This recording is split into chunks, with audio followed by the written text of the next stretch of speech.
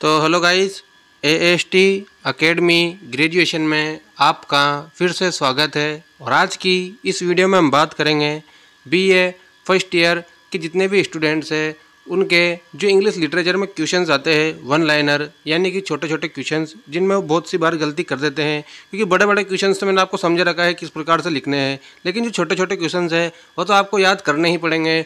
पर लेकिन most question मैं आपको बता दूंगा कि आपको कौन कौन से याद करने हैं बीए फर्स्ट सेमेस्टर में या फिर फर्स्ट ईयर के पेपर 1 में। तो इस वीडियो को बिल्कुल भी स्किप मत करना, वीडियो को बिल्कुल एंड तक देखना।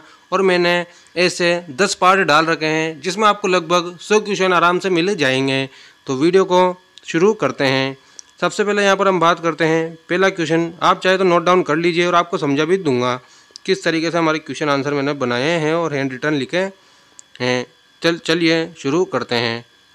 Who is the writer of ice and fire? ये मैंने इसकी डिटेल हिंदी समरी भी डाल रखी है मेरे चैनल एएसटी ग्रेजुएशन पर। अगर आप BA first year, second year या थर्ड ईयर के स्टूडेंट हैं तो हमारे इस चैनल को सब्सक्राइब कर लीजिए, क्योंकि मैं यहाँ पर BA first semester, second semester, third semester और उसके अलावा सेमेस्टर वाइज परीक्षा होती है और फर्स्ट ईयर, सेकंड ईयर और थर्ड ईयर जिसमें पॉलिटिकल, ज्योग्राफी और इंग्लिश लिटरेचर से संबंधित वीडियोज़ डालता रहता हूँ। तो देखना यहाँ पर who is the writer of ice and fire. तो सबसे पहले बात करते हैं आइस एंड फायर की। आइस एंड फायर आपको ये भी याद है एमोरेट्टी से ली गई है, ठीक है, जो कि किसके द्वारा लिखी गई है? एडमंड डिस्पेंसर की द्वारा लिखी गई है। तो इसके राइटर कौन है? एडमंड डिस्पेंसर, ठीक है। एडमंड डिस्पेंसर की बात करें तो एलिजाबेथन पीरियड के पोइट है ये, ठीक है। तो आपको कोई दिक्कत आएगी इस क्वेश्चन में, नोट डाउन कर लीजिए।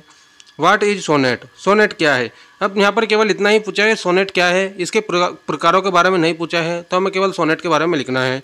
Sonnet is a 14 lines poem, यानी सोनेट क्या है? 14 लाइनों की एक कविता है। सोनेट भी दो प्रकार की होती है, एक तो पेट्रार्कन सोनेट और एक होती है विलियम शेक्सपियरियन सोनेट। मैंने सोनेट के ऊपर शानदार वीडियो बना रखी है, आप चाहे तो उसे देख सकते हैं। उसमें आपको बिल्कुल डिटेल में सोनेट के बारे में अच्छी तरह से समझ में आ जाएगा। और हैंड रिटन नोट्स आपको केवल और केवल एएसटी एकेडमी ग्रेजुएशन पर ही मिलेंगे। तो देखना सोनेट क्या है यहाँ पर? Sonnet is a 14 lines poem, यानी सोनेट एक प्रकार की 14 लाइनों की कविता होती है। अब बात करते हैं यहाँ पर हम when was Edmund Spenser born. ये भी बहुत ज़्यादा मोस्ट क्वेश्चन है और कई बार पिछले जो एग्ज़ाम रहते हैं प्रीवियस ईयर के एग्ज़ाम उनमें भी आ चुका है। Edmund Spenser was born in 1552, यानी एडमंड स्पेंसर का जन्म कब हुआ था? 1552 ईस्वी में। तो ये आपको पता है एलिजाबेथन पीरियड के पोइट हैं। तो एलिजाबेथन एज की मैंने समझा रखी है आपको अच्छी तरीके से डिटेल में किस प्रकार से होती है एलिजाबेथन एज, ठीक है। तो एडमंड स्पेंसर का जन्म कब हुआ था? 1552 ईस्वी में, ठीक है। अब बात करते हैं अगला question. Mention any 2 metaphysical poets, यानी मेंशन करो, उल्लेख कीजिए 2 मेटाफिजिकल पोइट्स का। कौन कौन से मेटाफिजिकल पोइट हैं?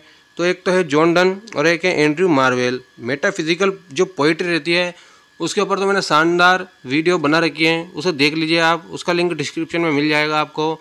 और बीए के 500 शब्दों के आंसर और 250 शब्दों के आंसर किस प्रकार से लिखें उनके ऊपर भी शानदार वीडियोस मैंने बना रखी हैं। तो देखना बात करते हैं यहाँ पर अगला, who is the writer of Hamlet? आखिर हेमलेट के रचयिता कौन है? किसके द्वारा हेमलेट को लिखा गया था?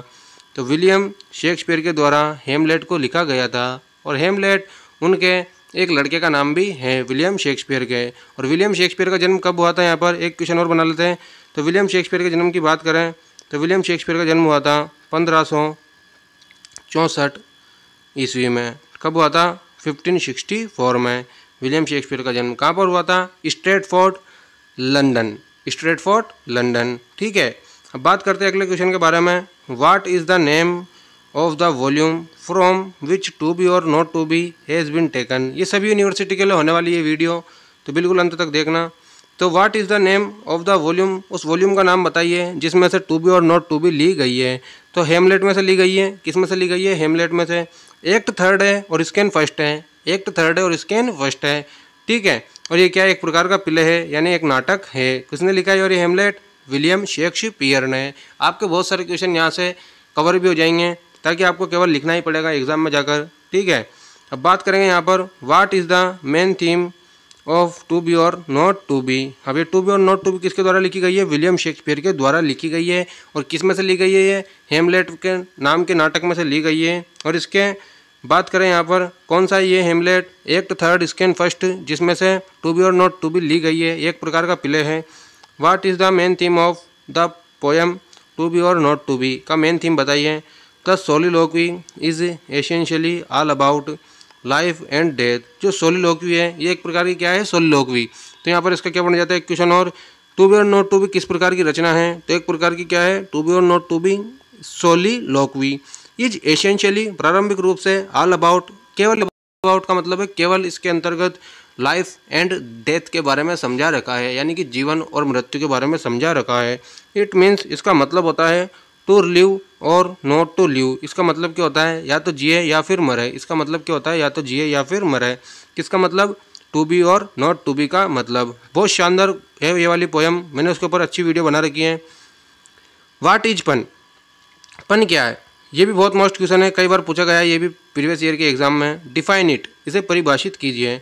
पन इज ए लिटरेरी टर्म्स, या फिर एक प्रकार का लिटरेरी डिवाइस है, ठीक है, टर्म आएगा यहाँ पर, ठीक है। एंड फिगर ऑफ स्पीच, या फिर इसे हम फिगर ऑफ स्पीच भी कह सकते हैं, यानी एक तो साहित्यिक शब्दावली है या फिर उसके अलावा अलंकार है।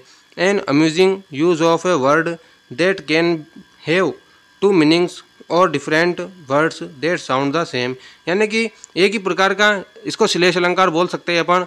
और एक ही प्रकार का इसमें क्या होता है, एक वर्ड होता है जिसके अलग अलग मतलब होते हैं, टू मीनिंग्स होते हैं, परंतु साउंड रहता है जो सेम ही रहता है, यानी वर्ड्स के डिफरेंट साउंड रहते हैं, मतलब वर्ड अलग अलग होते हैं लेकिन साउंड एक ही प्रकार का होता है। मैंने पन के ऊपर शानदार वीडियो बना रखी है, उसे आप देख लीजिए, आपको पन पूरी अच्छी तरीके से क्लियर हो जाएगा। सबका लिंक डिस्क्रिप्शन में है, और सब्सक्राइब नहीं करा हो तो जल्द से जल्द सब्सक्राइब कर देना भाई। अगला बात करते हैं यहाँ पर अगले क्वेश्चन की। Who is the writer of death be not proud, ये बहुत मोस्ट क्वेश्चन है, किसके द्वारा लिखी यानी डेथ बी नॉट प्राउड किस कौन है यहाँ पर, तो यहाँ पर हम बात करते हैं डेथ बी नॉट प्राउड, इसके रचयिता कौन है, तो जॉन डन। इसके रचयिता कौन है, John Donne. Death be not proud के रचयिता कौन है, John Donne. Write the name of two poets of Elizabethan period, दो पोइट्स के नाम लिखिए, ठीक है, कौन कौन है एलिजाबेथन एज के पीरियड, एलिजाबेथन पीरियड के मुख्य कवि कौन कौन है यहाँ पर, तो विलियम शेक्सपियर की बात करेंगे एक तो अपन, और एक आपको मैंने भी बताया था एडमंड स्पेंसर।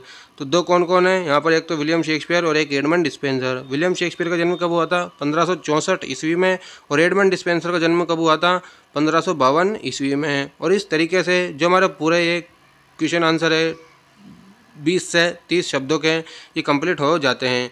और इसी तरह की और वीडियोस पाने के लिए हमारे चैनल AST अकेडमी को सब्सक्राइब करें।